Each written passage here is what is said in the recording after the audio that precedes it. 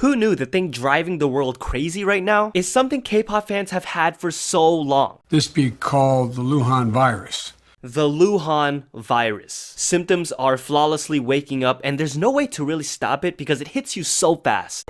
Pew, pew, pew.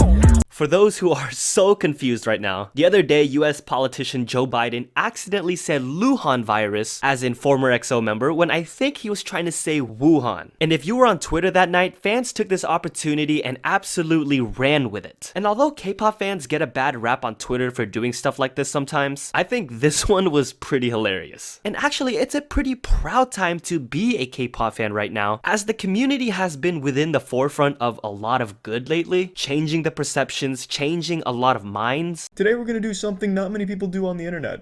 It's change their opinion on something, which I know almost sounds illegal, criminal in fact. Don't tell the FBI.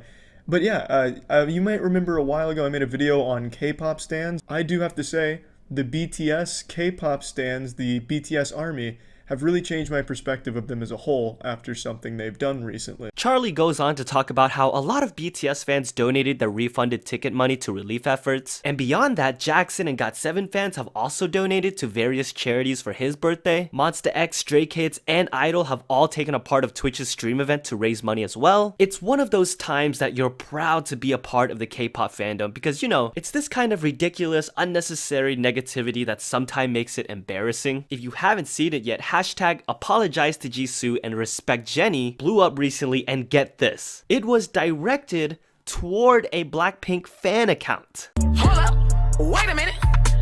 I don't know about you, but that was a twist I did not see coming. So, if you dig through this to find out what was going on, it came from an account named BLACKPINK Brazil. And it seems like a group conversation was leaked by someone within it. And in that conversation, that was translated by someone else, also keep that in mind, they were saying things like, to put it lightly, things about, let's just say which one of the girls have done certain things. And as you can see, things were assumed about Jennie, and then somehow it became a conversation about Jisoo's abilities, or seemingly, in their opinion, the lack thereof. Now, like I said, this blew up. People were demanding an apology, and a lengthy apology actually came out. If you want, I would suggest you read the whole thing in case I miss anything, but the points they were trying to get across was, well, first of all, they apologized. They admitted that there were tasteless jokes in there, that they crossed the line, but they also wanted to explain that it was jokes taken out of context within a group of friends that are very much fans of BLACKPINK. They said that the jokes were made with humor that supposedly a lot of the fandom does and a lot of other fandoms do with their favorite groups. That it doesn't come from a place of hatred, rather the opposite. They explained that the things they said about Jisoo were a critique of the little lines that she gets rather than a critique against Jisoo herself. That again, all of this was taken away out of context. So my question to you guys is, if you've read the entire apology, do you accept this explanation? Because yes, it's kind of normal for fans to have inside jokes and make fun of their idols sometimes. It's from a place of love. There's thousands of videos on YouTube poking fun of idols, but a lot of them are made for that particular fandom to laugh with each other and not at someone else's expense. On the other side of that though, there are a lot of factors to take in, and there are a lot of sensitive subject matters that take it way beyond that. Things that are taken as personal attacks, seen as misjudgment of character with no basis, and come from pure childish hatred. Seeing their conversation and then seeing their apology and explanation, which one do you see it as? And by the way, by now, if you still don't think Jisoo can sing, I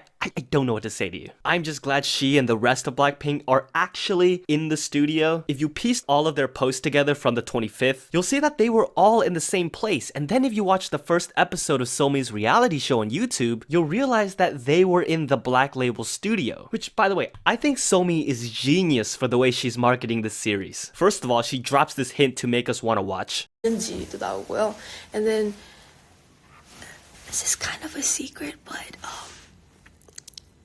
there's a lot of hints here and there on the reality show about my next comeback. So for those of you who are really wanting my comeback, and you guys always comment me and then ask me when I'm having my comeback. But if you're really curious, you should go and check my Instagram and my YouTube, especially my YouTube.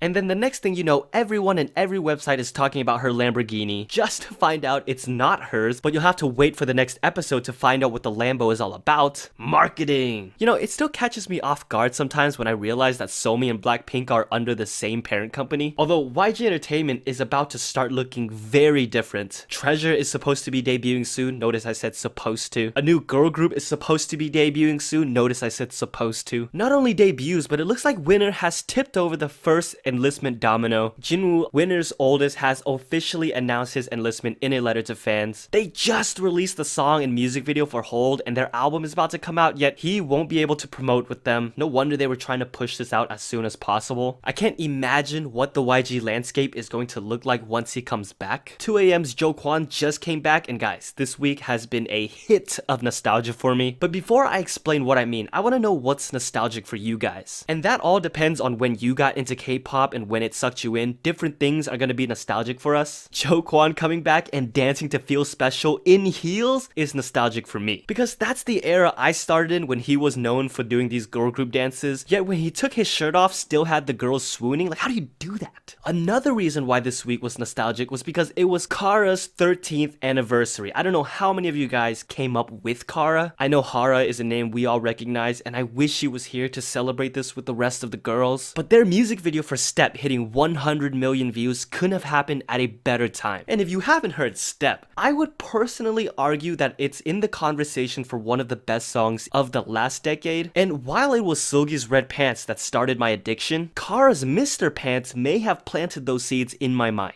And you guys are the ones that keep watering those seeds, because every time someone is wearing a unique pair of pants, my Twitter just blows up, especially with ITZY's latest performances. Chaeryeong wearing these button-up pants while only buttoning the top and bottom. Oh, what a style. Leah's car wash pants, what a useful pair of pants. Don't get me wrong, that's not to say you need beautiful pants to have beautiful outfits. I really like IZ*ONE's Fiesta outfits, although it does highlight something fans have been concerned about, and that's Hitomi's seemingly quick weight loss. According to the members though, it's been a gradual thing since their Violetta comeback, but I think fans are worried that it seems like she's lost more than what seems healthy. I don't know if this is something she's personally choosing or if it's something she was forced to do. I don't know if it was out of stress. It reminds me of that fan who recently asked V on Weverse for dieting motivation, and his response was, sure, it's okay for you to gain weight. That was his motivation tip. It's okay. I think that's amazing, coming from someone in such an influential position, coming from someone in an industry where the perfect body is such a big deal. It's okay. Yes, let's try to eat right, let's work out and be active, but let's do it for our health's sake, and the rest will follow. Especially during these times where out of nowhere you can get hit with The Luhan virus.